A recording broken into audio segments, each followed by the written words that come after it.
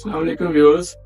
हम जब भी किसी कंट्री का वीजा प्रोसेस करते हैं या फाइल बनाते हैं तो उसके अंदर हम एक डॉक्यूमेंट लगाते हैं और वो डॉक्यूमेंट आल्दो कि उस फाइल का उस प्रोसेसिंग का हिस्सा मैंडेटरी नहीं होता, लेकिन उसकी इम्पोर्टेंस उतनी ही होती है जितनी उस आपकी पूरी फाइल की इम्पोर्टेंस है। उस डॉक्यूमेंट को हम कहते हैं visa request letter. Visa request letter बहुत इंपॉर्टेंट डॉक्यूमेंट होता है। ये फाइल का कंपल्सरी डॉक्यूमेंट नहीं है लेकिन है भी। अब इसमें होता ये है, जब हम वीजा रिक्वेस्ट लेटर लिखते हैं तो अक्सर हमने देखा है क्लाइंट केसेस, रिफ्यूजल केसेस लेके आते हैं। तो जब वीजा रिक्वेस्ट लेटर पढ़ते हैं तो वो बड़ा एक कैजुअल सा अनप्रोफेशनल बना होता है। देखें, वीजा रिक्वेस्ट लेटर में आप अपना इंट्रो दे रहे होते हैं कि आप क्या काम करते हैं, क्यों जा रहे हैं, आपका बिजनेस क्या है, आपकी इनकम क्या है और आपके पास प्राइस क्या है, कौन से डॉक्यूमेंट लगा रहे हैं, वापस क्यों आना है और कब आना है।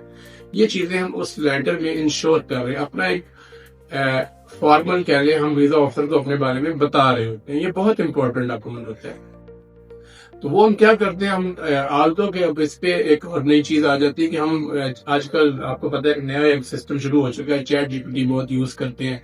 बड़ा इजी हो गया कि आप चैट जीपीटी को कमांड दी, बेल्जियम इतने दिन का वो सारा मैंने जाना है, फलान डेट कौन है, ये प्लान है, वो आपको 1 मिनट में लेटर आपके आगे रख देता है। अब ये बुरी चीज नहीं है लेकिन ये प्रोफेशनल है। ये एक बड़ा टेक्निकल पॉइंट है। देखिए, चैट जीपीटी ने आके थोड़ा सा हमें, जो इसकी अच्छी चीज है, लेकिन इसका जो ड्रॉबैक है वो ये कि आपको सोचने समझने की सलाहियत भी खत्म होगी। दूसरा मेन पॉइंट ये होता है कि चैट जीपीटी में कुछ ऐसे वर्ड्स भी आ जाते हैं, आपको पता है कि इंग्लिश में एक लफ्ज के कई मानी होते हैं और वो वर्ड वहां पे सूट नहीं कर रहा होता जहां पे वो लिख देता है। तीसरी बात ये होती है कि वो जो वीजा रिक्वेस्ट लेटर आपने लिखा, उसमें एक बात जो आप कर रहे हैं वो इसके थ्रू अगर आप बनाते हैं तो वो उस बात को वो 6 लाइन में एलेबोरेट करता है। उसमें पढ़ने में अट्रैक्शन खत्म हो जाए। वीजा लेटर हमेशा लिखें, खुद लिखें, खुद नहीं लिख सकते, किसी से लिखवाएं, लेकिन that should be written physically, खुद आप लिखें उसको। आपको पता है कि लफ्ज बोलते हैं, लफ्ज से आपके बोलने से, लिखने से जो आपने चीज पेश की, आपकी प्रेजेंटेशन शो होती है। ठीक है, ये इस चीज को लाजमी इंश्योर किया करें कि जब भी आप फाइल प्रोसेस करें या ऑनलाइन करें या फिजिकल हार्ड कॉपी में फाइल दें, वीजा रिक्वेस्ट लेटर को पढ़ें।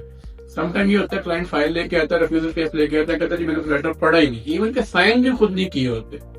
देखिए, ये बहुत गलत बात। जब आप इतने पैसे दे रहे हैं, इतना उसको उसकी हाइप क्रिएट जो उसने की हुई है उस बंदे ने कि जी ये देखिए वीजा लग गया, ये हो गया, वो हो गया, तो आपका राइट बनता है कि आप लेटर पढ़ें, आप अपना वीजा फॉर्म खुद साइन करें।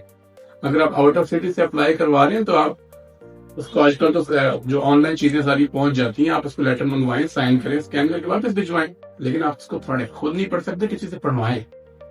देखें, जिसने केस प्रोसेस किया वो तो साइड पे हो गया ना, पर पासपोर्ट आपका गया है, प्रोफाइल आपकी गई है, रिफ्यूजल डिसीजन जो होना है वो आपका चीजें हम पर होनी है, ये अप्रूवल होनी है।